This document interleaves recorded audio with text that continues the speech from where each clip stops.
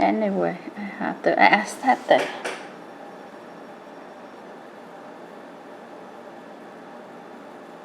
Type your email address or phone number, then follow the instructions to sign in.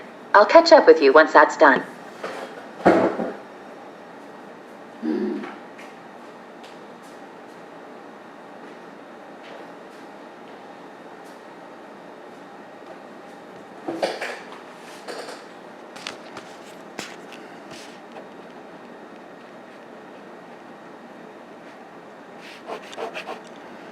Which one I use?